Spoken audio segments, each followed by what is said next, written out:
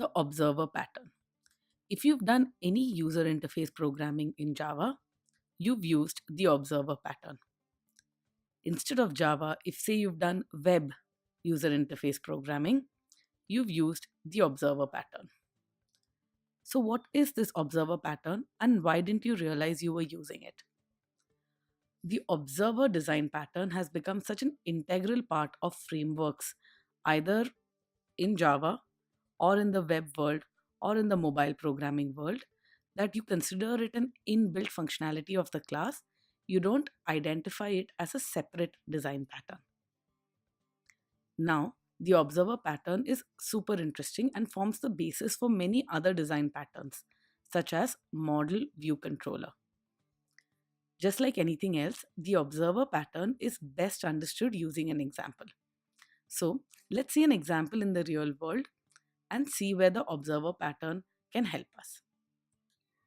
All right. In the real world, say we have object A.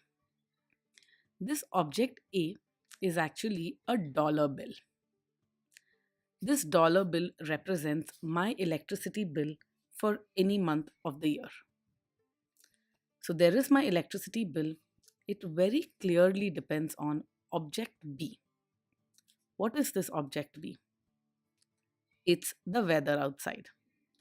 Whether the weather is sunny or it's snowy or it's humid, whatever the case, my electricity bill depends on the weather. Because when it's hot, I turn the air conditioning on.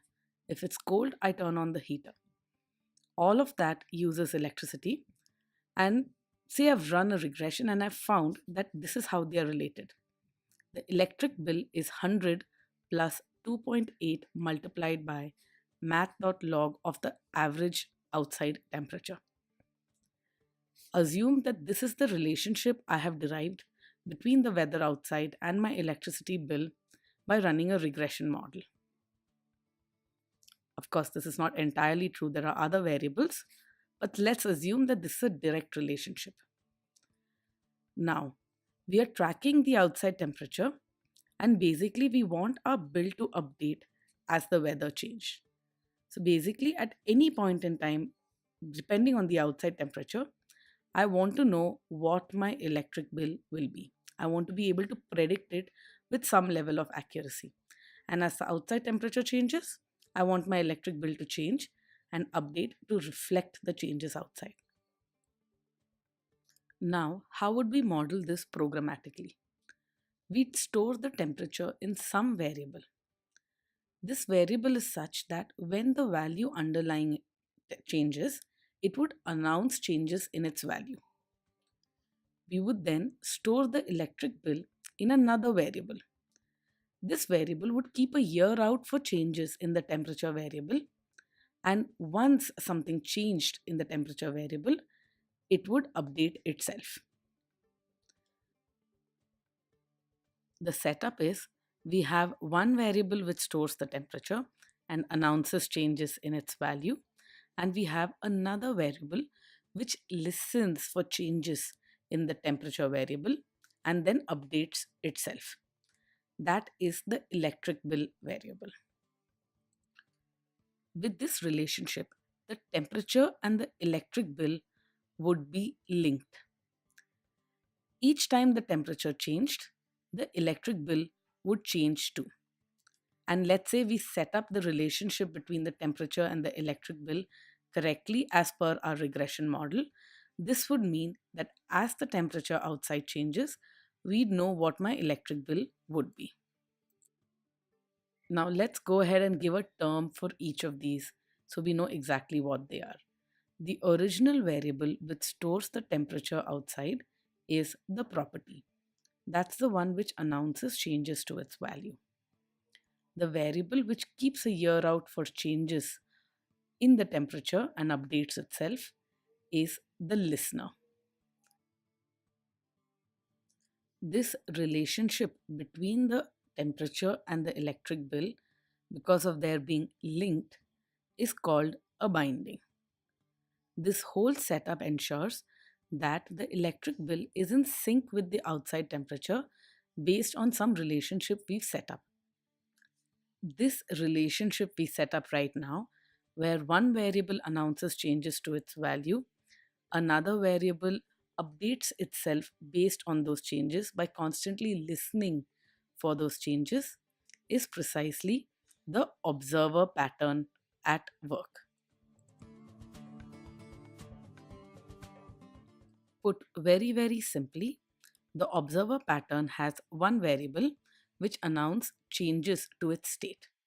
So, generally, when variables announce changes to their states, and there are other objects which subscribe to listen to those changes because they want to react to them in some way, that is the observer pattern. Change in state in one variable, subscribers listening to these changes in state and reacting, that is the observer pattern. Let's use some terminology for each of these actors in an observer pattern. Objects which publish their updates, which announce changes made to themselves, are called publishers. Publishers basically announce any changes to the state of a system. Objects that subscribe to listen to these updates, they're interested in knowing what the publishers have to say, are called subscribers.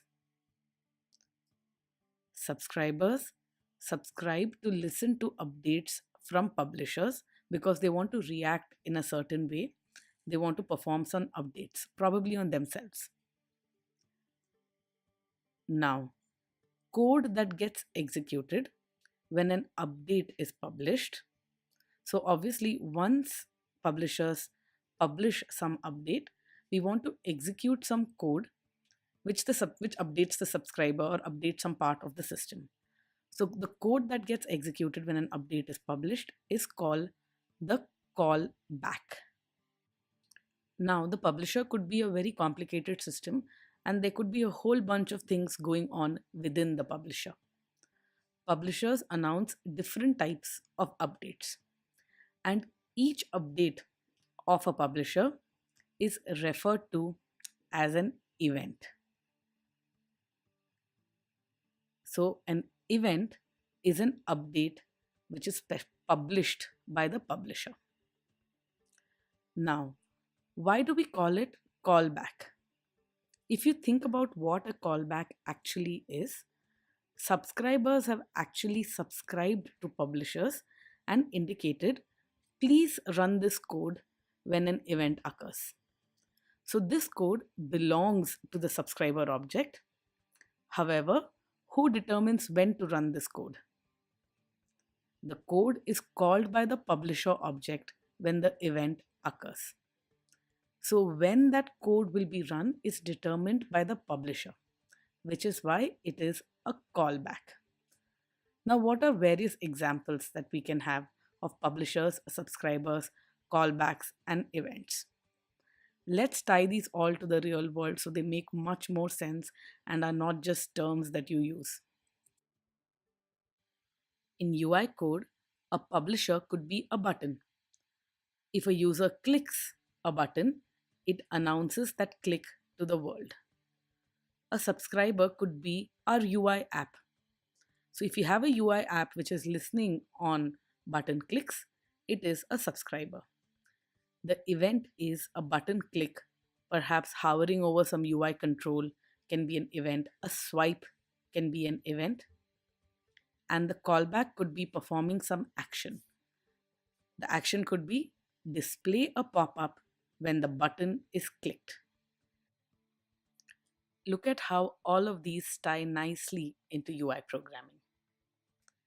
Isn't it obvious that the UI programming paradigm is basically built on the observer pattern?